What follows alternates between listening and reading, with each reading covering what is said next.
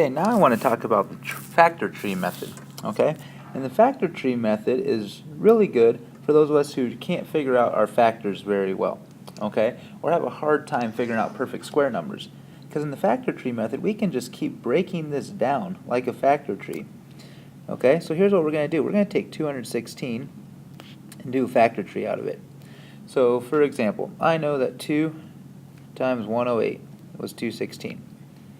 Okay, and here's a prime factor, so I'm going to circle it. I'm going to break it down some more. I know 108 is 2 times 54.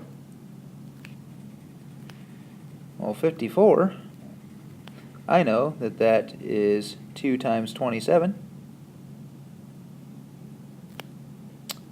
Then 27 is 3 times 9. And 3 is a prime number. So again, I'm breaking this down into my prime factors here. And then 9 gets broken down into 3 times 3. Okay? So now what I'm going to do with those numbers is I'm going to change the square root of 216, and I'm going to write it's the square root of all of these prime factors multiplied together. So it's the same as the square root of 2 times 2 times 2 times 3 times 3 times 3. So I took all of these prime factors and put them underneath the square root. And now what I'm going to do is I'm going to look for groups. Okay? So pairs of numbers. Well, if I look here, I've got a pair of 2's. So I'm going to circle those. And I'm going to take them out and say that the square root of 2 times 2 is just 2. So I'm going to put that on the outside. I'm going to find any other pairs of numbers that I have, like 3 times 3. So I'm going to take 2 times, and I'm going to pull out one of these 3's.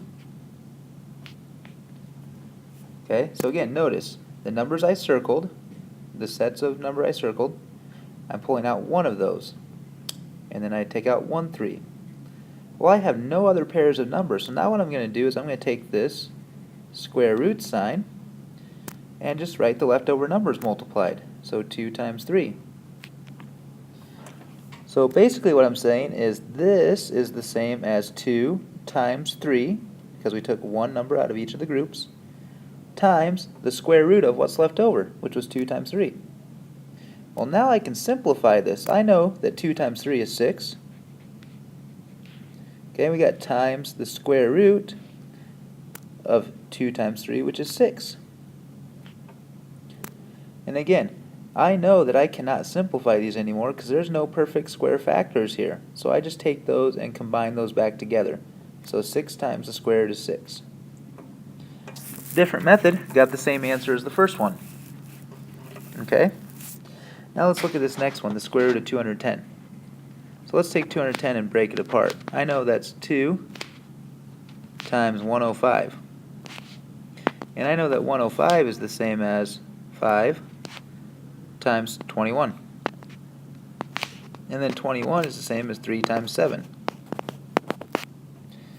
So basically I've got the square root of my prime factors, and I'm going to write them in order from smallest to largest. 2 times 3 times 5 times 7. Okay? Well, now let's look. We're going to look for groups. My problem is there's no pairs of numbers here that go together.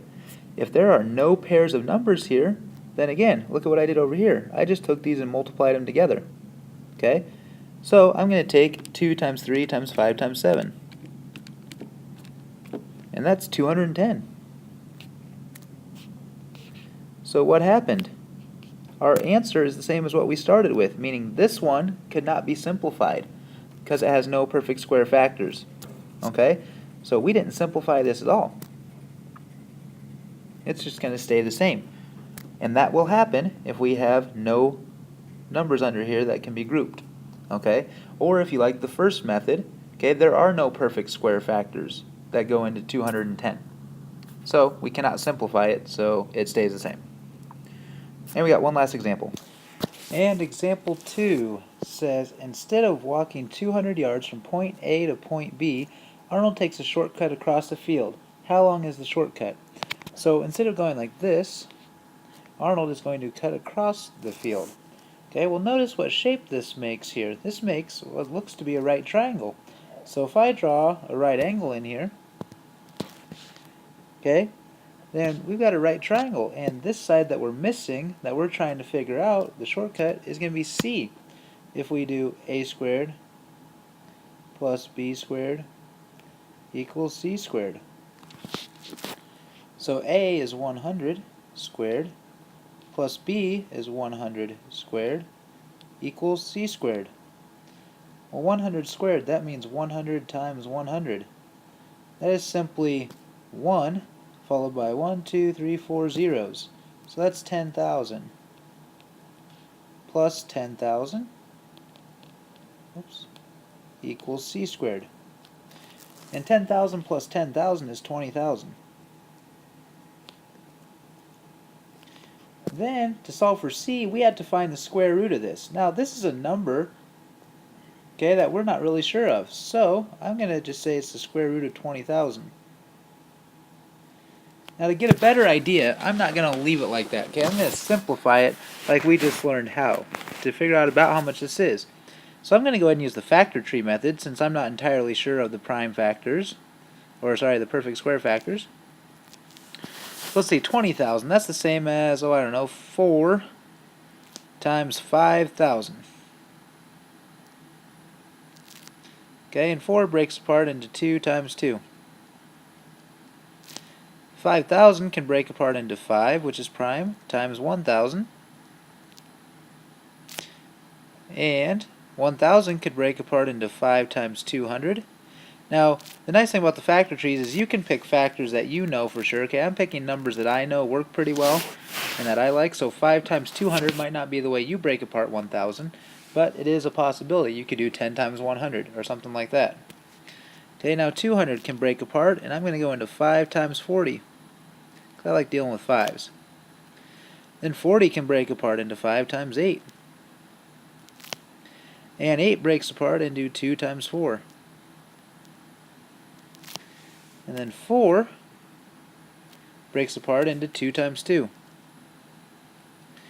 Sorry we lost the rest of my picture here, but okay, I don't need it for the rest of this now. I got this all broken apart. So now I can write this as the square root of all these prime factors. So I'm going to first count up my 2's. I've got 1, 2, 3, 4, 5 2's. So 2 times 2 times 2 times 2 times 2. Then how many 5's? I've got 1, 2, 3, 4 5's. 1, 2, 3, 4. Okay, now I've got to find groups. So 2 times 2, that means I get to pull out a 2. And another 2 times 2 means I pull out another 2. Well, this 2 is left over, it doesn't have a match, so now I'm going to match up the 5's. 5 times 5 means I pull out a 5. And another 5 times 5 means I pull out a 5. And all that's left over is this 2. So that means it's going to be all this times the square root of 2. Well, now my job is to figure out what all this is here. Well, 2 times 2 is 4. And 5 times 5 is 25. And then 4 times 25, that's 100. So this is 100 times the square root of 2. Okay, and it was in yards. That is the most exact answer I can give. They don't tell us to find a decimal approximation, so that's the best answer.